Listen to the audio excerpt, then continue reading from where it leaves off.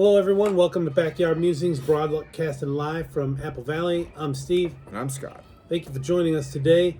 We're gonna take a look at the decision, the SCOTUS decision pushed out today, and along with the one pushed out last week about the interference of an official proceeding or J6er.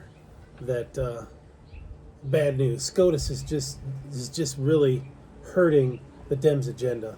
They really are. Probably because it's stacked and it's out of control. The Supreme Court. Do you believe what the Dems are saying? No, I don't. Yeah, I don't. Talking about stacking, I mean that's part of their agenda, right? They want to add more justices so they can lopside the court, and that's not what it's all about. So, yeah, thank goodness for the Constitution. So the Supreme Court has made two decisions within the past 7 days that interferes with the Democrats' agenda. SCOTUS determined that prosecutors cannot use obstruction of an official proceeding against the J6 defendants because the defendants did not alter, destroy, conceal, or mutilate a record or document. They didn't do that. And that's in the law. We'll talk about that a little bit later. Also, just this morning, the Supreme Court determined that all presidents have absolute immunity for official acts. And it's presumptive, too. And they did say that there's no such thing as immunity for unofficial acts. Okay. So I would think, we were talking about this earlier about this every 17 months, the ATM. If Joe Biden and Dr. Jill got out a mortgage, a second line of credit on their house, that's not an official presidential act. Well, I was thinking That's unofficial. I was thinking about this one. Let's say that Dr. Jill and Joe get in his Corvette. Oh, yeah. And they pull it out of the driveway. I would do that. And they pull it out of the driveway and they're driving down the road and they hit somebody. Now, does he have immunity from that? That could be considered manslaughter if you're a regular guy, right? That's not an official act as a president. I would think not. So that would be something that they could prosecute him on, right? Yeah. Okay. Only official acts are immune. Right. But you've got the Dems, they're railing against this decision because now somebody is above the law, is what they're saying. Well, while you're serving, I mean, this kind of goes along with some of the issues that we've had with policemen being able to be sued or held liable for some of their actions. In the course of their duties. In the course of their duties, yeah. It creates an apprehensiveness, right? You think about it. Why do I want to be a cop now? Or if I'm in a situation, do I pull that trigger? Do I defend myself? Do I pull that trigger? Or do I use the taser? Because right. I don't know if the dude's got a heart problem and it kills him. I don't know. Right. Like George Floyd. I mean, look at him. I mean, that guy's in jail because of murder, right? Or he killed him.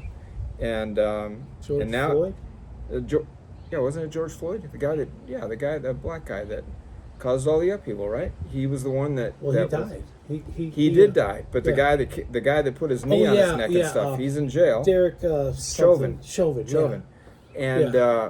And but it's come out later that he had health issues and he had stuff going on in his body. Plus, he was taking drugs and all kinds of stuff. So now, But again, it's just being apprehensive about making decisions like that. And that could cost lives, not only a policeman's life, but a person he's protecting or whatever. So anyway. So now, do Democrats just put their hands in their pockets, lower their head, and shuffle away? Oh, what do you think? Yeah, no, not a chance. No, not at all. Everything has a workaround, according to the Democrats. They love workarounds to the Constitution, right? Yeah, as they would say, if it goes low, we're going to go lower. Is that what they say? Or maybe higher, Michelle higher. didn't say I don't that. know. Yeah, something like that. Anyway. She said when they go low, we go high. But yeah, that's right. That was projection. Right. Okay. Gotcha. Democrats need only to find the right judge in the right jurisdiction to further their agenda, right? And we're going to see that today with Ketanji Brown Smith when we talk about this case. You've got to find the right judge, right?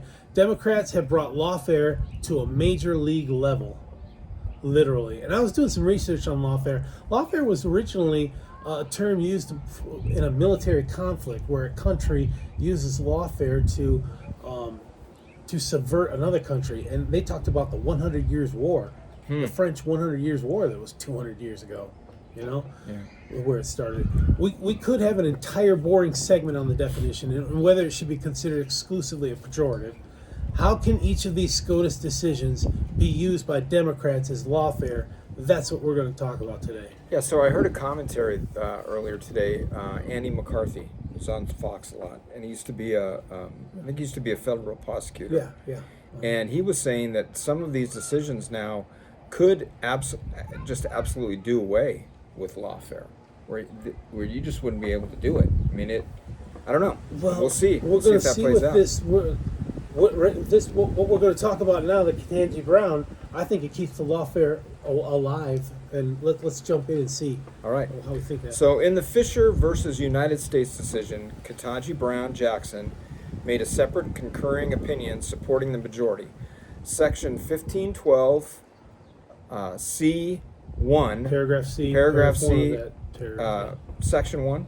Yep. Paragraph C, Section 1 of the law in question prohibits corruptly obstructing an official proceeding by altering, destroying, mutilating, or concealing a record, document, or other object with the intent to impair the object's integrity or availability for use in an official proceeding. However, a second provision under subsection C, verse 2, allows for charges that would otherwise obstruct, influence, or impede an official proceeding. Otherwise being the key there. And she's gonna explain what she means by that. Yeah, can't wait to hear this. Okay. So the court held that the obstruction cases against subsection C, verse 2, must be tied to impairing the integrity or availability of evidence. There's got to be a nexus. Yeah. KBJ specifically said in her concurring opinion, Congress's certification of the Electoral College vote plainly used certain records, documents, or objects, including, among others, those relating to the electoral votes themselves.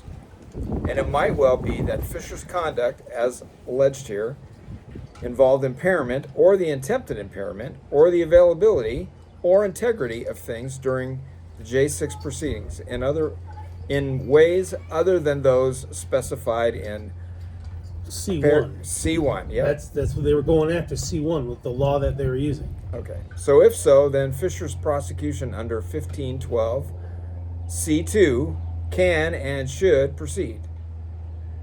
That issues remains available for the lower court to determine on remand. So Ketanji Brown Jackson, her law clerks, just set the perfect path to continue lawfare. If C1's not going to work, go with C2 and send it down for remand, which they did when the Supreme Court overturned this. They sent it back to the appellate court to figure this out and do it right. So did you see where AOC wants to start impeachment proceedings for Supreme Court justices? I wonder if Ketanji Brown's going to be on that list. Probably not. I don't think. No. Yeah. But I think I don't even know. You Are they immune No. to No. No? I don't know. She's going to stir it up. I'd like to know if she can spell impeachment before she can start a proceeding. So anyway. So that's really interesting. I mean, you usually don't see Supreme Court, and you know what? What was I going to say? None of the other justices went with her concurrent opinion. She agreed, right, but she had to say something a little bit different. Here's a roadmap. Take it if you want. Yeah. Right? So the other two left-leaning, let's say, justices, that would be Sotomayor and Kagan, Yeah. right? Have they've held off, right? They're not agreeing with what she's saying. Right. So it's a nice little. That gives gift. us hope, right? It gives us hope. Well, if it goes down to remand, there's 3 justices that went against it. If you went this way, those 3 justices, they could agree with Ketanji Brown Jackson. They just need maybe Amy Coney Barrett to fall in line too. That's a nice little gift left by KBJ's clerks for prosecutors to uphold J6 obstruction charges and convictions. How nice of them. Notice that no other Justice Joan KBJ in the occurrence. However, a sympathetic judge and determined prosecutor could infer that 3 justices in dissent would support the broader expansion in Section C2. But the courts aren't supposed to do a broader, they're supposed to have a narrow focus. It's supposed to be narrowly focused, not big and broad. You know? Federal law allows for challenges in Congress, which Democrats previously utilized without claims of insurrection, right? The J6 committee chairman, Benny Thompson, voted to challenge the hanging Chad results in 2004. Was he an insurrectionist? Or Bush. Was he? Yeah. No. In 2004, Pelosi praised the challenge organized by Senator Boxer, Democrat from California, and Congressman Thompson, because it takes a senator and a House representative in order for the challenge to go forth, and then they go and they debate, blah, blah, blah. Jamie Raskin sought to challenge Trump's certification in 2016. See how this becomes lawfare? Right? The distortion of the legal system to pursue political adversaries. It ties up your time. Most importantly, it ties up your money. Right. Most importantly. Well, and these lawmakers could be doing something else, right? They could be working on stuff that's really substantive to the country. Yeah. So, all right, the dissent for the presidential immunity is less breathtaking. As expected, Justices Sotomayor, Kagan, and KBJ, all liberals, dissented from the majority under the Democrat mantra, "No one is above the law." Yeah, whatever. The dissent is definitely biased and emotionally charged, as evidenced by the following statement. The indictment paints a stark portrait of a president desperate to stay in power. Come on, is that emotional right there? Is that coming from an unbiased judge? Come on, that statement right there, desperate. Yeah. Out of line. Yeah. It's our opinion that the dissent more aptly conveys a desperate sentiment to get Trump. Yeah. The ending of the dissent reads, "Never in the history of our republic has a president had reason to believe that he would be immune from criminal prosecution if he used the trappings of his office to violate the criminal law. Moving forward, however, all former presidents will be cloaked in such immunity. If the occupant of the office misuses his official power for personal gain, the criminal law that the rest of us must abide will not provide a backstop. With fear of our democracy, I dissent." That's Sotomayor writing that for the 3 that dissented. Yeah, so again, I'm not a law guy, but if let's say they did that, whoever's in the office at that time, that would be a reason for Congress to start an impeachment proceeding. Correct. So they're not They did that completely twice with Trump. Yeah. But the impeachment only prevents them from running for future office. It doesn't put them in jail for 18 to 24 months or 10 to 15 years. Right. It doesn't do that. Right. But there was something else that happened to Bill Clinton. I can't remember what it was exactly. You might remember. No, there was a proceeding like that, like an impeachment, or where they silenced him, or forget what they call that, where he really wasn't able to do his job. Anyway, I don't want to get into that right now, but there's ways around it. There's ways around to. Let's say that somebody comes and visits the White House and the president, whoever it is, kills somebody. Obviously they're not going to be immune to that, right? Well, hold on. Say that again one more time. Somebody visits the White House, and who kills? And the president kills that person. Let's say a dignitary from another country. They got an issue. Right.